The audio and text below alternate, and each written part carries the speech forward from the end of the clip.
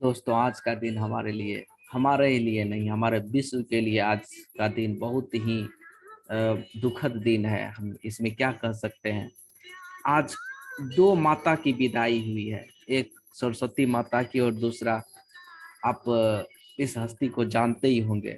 ये लता मंगेशकर, जिसके सुर के दीवाने हमारे ही देश नहीं पूरे विश्व के लोग थे। लता दीदी आखिर कैसे इस दुनिया को छोड़े, इसके बारे में चलिए आज हम आपको थोड़ा नम आंखों से ही लेकिन इस विदाई के बारे में पूरे चर्चा कर रहे हैं। लता दीदी को आखिरी वक्त में इस बीमारी ने जकड़ा था। कौन सा? तो कोरोना बीमारी। तो लगभग कोरोना से तो अभी सब जूझ रहे हैं, लेकिन इसको आखिरी वक्त ऐसा क्या हुआ जिससे कि ये दुनिया छोड़ बसे, हम लोगों को पीछे छोड़कर ये आगे निकल गई दीदी वहां संगीत की सुर सजाने को। ये क्या है इस बीमारी का नाम जो व्यक्ति के सारे अंग खराब कर देते हैं? तो चलिए, लता मंगेशकर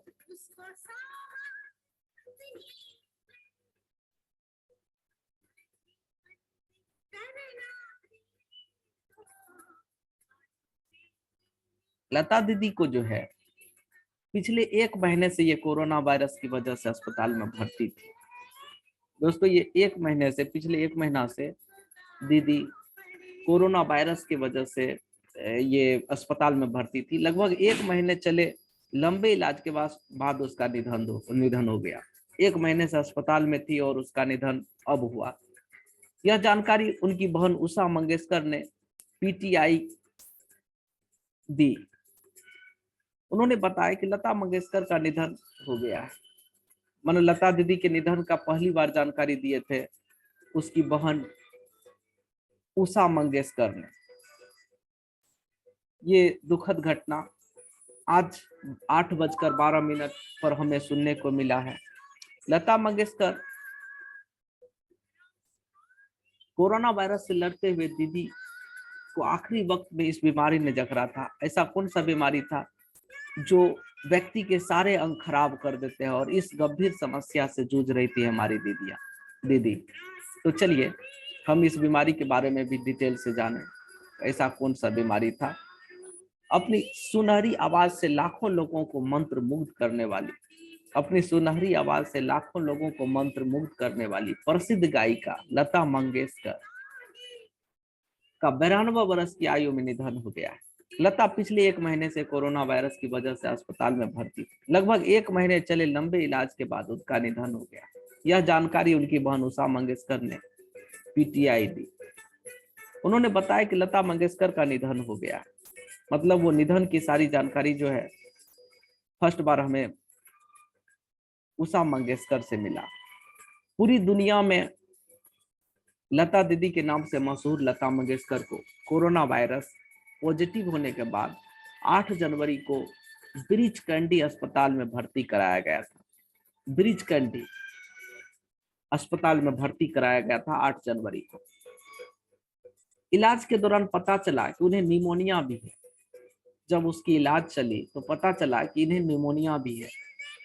लता का इलाज कर रहे डॉक्टर प्रतीक समाधानी, इसके जो डॉक्टर थे, जो इसके हेल्थ डिपार्ट से रिलेटेड डॉक्टर जो थे, ये थे प्रतीक समधानी ने हेल्थ अपडेट में बताया था कि उन्हें कोरोना का हल्के लक्षणों के साथ अस्पताल में भर्ती कराया गया था।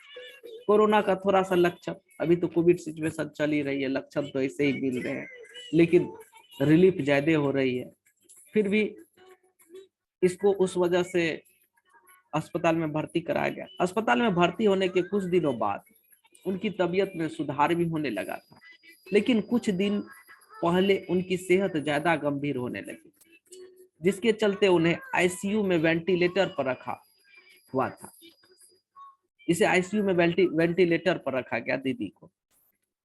फैंस उसी समय से डरे हुए थे और उनके जल्द ठीक होने की कामना कर रहे थे।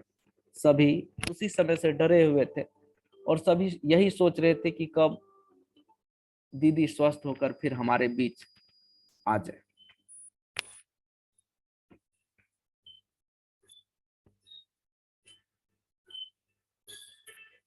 और उसके ठीक होने की कामना भी कर रहे थे। अब उनके निधन की खबर से पूरे देश में शोक की लहर फैली हुई है।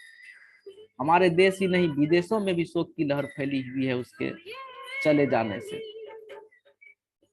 हमारी जो दीदी है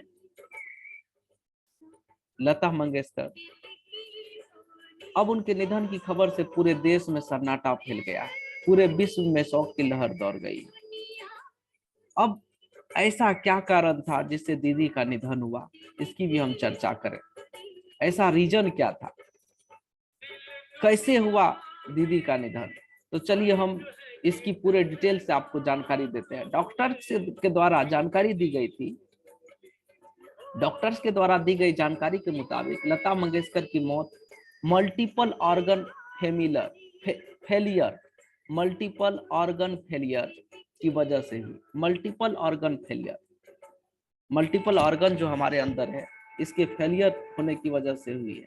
यह एक ऐसी बीमारी है जिसमें मरीज के शरीर का ब्लड सर्कुलेशन बिगड़ जाता है। मरीज जो इस बीमारी से ग्रसित होते हैं उसके शरीर का ब्लड सर्कुलेशन बिगड़ जाता है। इससे शरीर में सूजन आ जाती है, खून के थक्के भी बनने लगते हैं। इससे शरीर के अंगों को पर्याप्त ऑक्सीजन और पोषण नहीं मिल पाते हैं।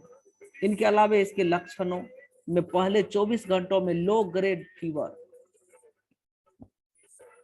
शामिल है। लो ग्रेड फीवर, फर्स्ट 24 घंटों के अंदर लो ग्रेड फीवर आ जाती है।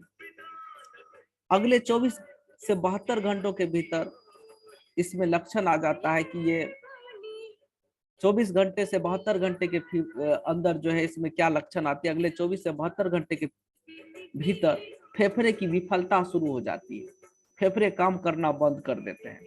इसके बाद बैक्टीरिया, साथ ही गुर्दे, आंतों और यकृत की विफलता हो सकती है। इसके साथ साथ जो है बैक्टीरिया जो है गुर्दे, आंत, यकृत इन सबको डैमेज करने लगते हैं। लेकिन सबसे रियल मुसीबत क्या हुई थी? कोरोना वायरस बना सबसे बड़ा मुसीबत। सबसे बड़ा मुसीबत कोरोना वायरस ही बना। अब कोरोना वायरस बेशक बढ़ती उम्र और स्वास्थ्य समस्याएं लता पर धीरे धीरे हावी हो रहे थे, लेकिन 92 साल की उम्र में भी वो उनका सामना कर रही थी। अब तो ज्यादा उम्र हो ही गई थी, तो आज बढ़ती उम्र की समस्या जो है धीरे धीरे उन पर हावी हो रही थी, लेकिन 92 साल की उम्र में भी वे उनका सामना कर रही थी। लेकिन कोरोना वायरस ने उन्हें नहीं बख्शा। लता दीदी को 8 जनवरी को कोरोना पॉजिटिव पाए जाने के बाद मुंबई के ही ब्रीच कैंडी अस्पताल में भर्ती कराया गया था। बताया जा रहा है कि कोरोना महामारी के दौरान पिछले 2 सालों से वे घर से ही नहीं निकल रहे थे। कोविड सिचुएशन के वजह से पिछले 2 साल से दीदी घर से निकल नहीं रही थी। बताया जा रहा है कि उनके घर का कोई स्टाफ पॉजिटिव पाया गया था, जिसके बाद वो भी कोरोना की चपेट में आ गई थी। बताया जा रहा है कि उनके घर का, दीदी के घर का कोई स्टाफ था जो कोरोना पॉजिटिव पाया गया, जिसके बाद वो भी कोरोना की चपेट में आ गई। बढ़ती उम्र में बढ़ने लगे थे स्वास्थ्य विकार और सारी समस्याएं होने लगी थी, क्योंकि उम्र बढ़ती जाती है तो शरीर स्थूल होते जाता है, धीरे धीरे बीमारियां दस्तक देने लगती है। एक तो उम्र का तगाजा और ऊपर से कुछ ना कुछ हेल्थ इश्यूज। यही वजह है कि लता मंगेशकर काफी बीमार हो गई थी और उन्हें अस्पताल में भर्ती होना पड़ा। लता मंगेशकर पिछली बार जब बीमार पड़ी तो कई दिन अस्पताल में गुजारने पड़े और उसी के बाद से उन्होंने सबसे मिलना जुलना बंद कर दिया था। बताया जाता है कि उन्हें इन्फेक्शन बहुत जल्दी हो जाता है। इन्फेक्शन, उसे किसी भी चीजों की इन्फेक्शन बहुत जल्दी हो जाती थी। यही वजह थी कि पिछली बार हॉस्पिटल में आने के बाद वो अपने कमरे में ही रहती थी, किसी से नहीं मिलती थी। इन्फेक्शन उसको जल्दी हो जाने की वजह से वह कमरे में ही रहती थी। अब कोरोना के साथ और क्या प्रॉब्लम था दीदी को? तो कोरोना के साथ निमोनिया का इशू था। यहाँ देखिए, हम आपको फिगर दिखा रहे हैं। ये निमोनिया से रिलेटेड प्रॉब्लम भी थी। देखिए, बताया जा रहा है कि लता मंगेशकर को कोरोना वायरस के साथ साथ निमोनिया का भी इश्यूज था। डॉक्टर प्रतीक समधानी ने एक हेल्थ अपडेट में बताया था कि लता मंगेशकर कोरोना वायरस के साथ निमोनिया से भी जूझ रही है। कोरोना के निमोनिया होना अपने आप में एक खतरनाक स्थिति है। कोरोना काल में ही निमोनिया होना, कोरोना के साथ साथ निमोनिया होना एक खतरनाक स्थिति को पैदा करता है। जाहिर है कोरोना और निमोनिया दोनों स्थितियां फेफड़े को बुरी तरह से प्रभावित कर देगी। कोरोना के साथ अगर निमोनिया हो रही है तो वो निश्चित रूप से वो फेफड़ा को जो है ज्यादा विचलित कर देती है। 2019 में हुई थी सांस लेने में तकलीफ, इससे पहले भी प्रॉब्लम हुई थी दीदी को, 2019 में सांस लेने में प्रॉब्लम हुआ था। उसके बाद फिर सुधार हुई और फिर क्या हुआ, जानकारी के मुताबिक 92 साल की सिंगर को साल 2019 में नवंबर महीने में सांस लेने में तकलीफ हुई थी, नवंबर महीने में। तब भी उन्हें अस्पताल में भर्ती कराना पड़ा था। हालांकि सेहत में सुधार के बाद उन्हें डिस्चार्ज कर दिया गया था। बता दें कि उस समय भी देश कोविड से जूझ रहा था। लता मंगेशकर पिछले कुछ वर्षों से उम्र संबंधी कई परेशानियों से जूझ रही थी। 8 जनवरी को जब उन्हें अस्पताल में भर्ती कराया गया था तो रिपोर्ट में पता चला कि वो कोरोना के साथ साथ निमोनिया से भी पीड़ित है। रिपोर्ट में पता चला कि कोरोना के साथ साथ निमोनिया भी दस्तक दे दी है। इससे पहले लता मंगेशकर को सांस लेने में तकलीफ और इन्फेक्शन की शिकायत थी। उससे पहले भी उसको प्रॉब्लम थी सांस लेने में जो है, और इन्फेक्शन, इन दोनों की प्रॉब्लम थी दीदी को। डॉक्टर्स का कहना है कि वेंटिलेटर,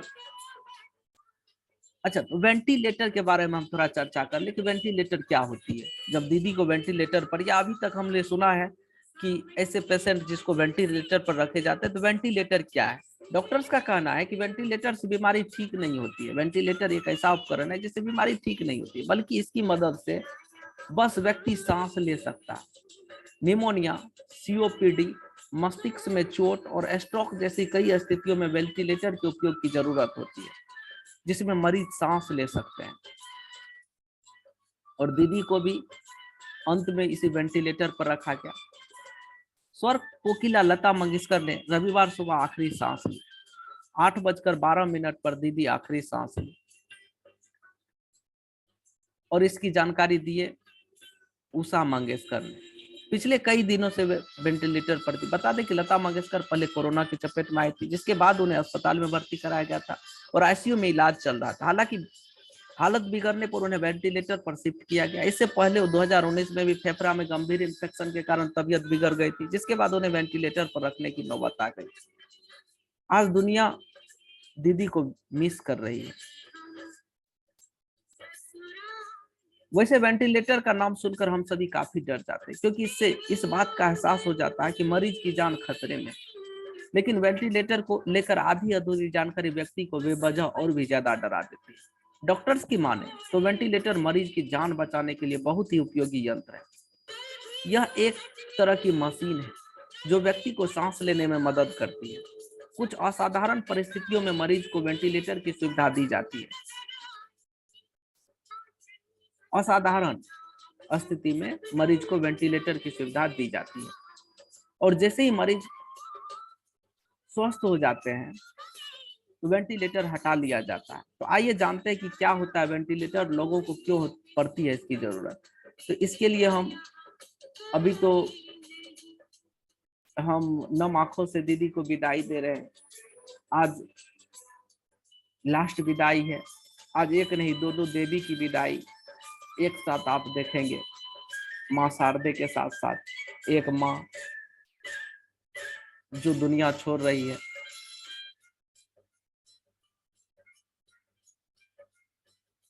अब हम बोलने में असमर्थ हो रहे हैं, क्योंकि एक साथ दो देवियों की हम लोग विसर्जन कर रहे हैं। एक साथ दो देवियों को हम मिस कर रहे हैं।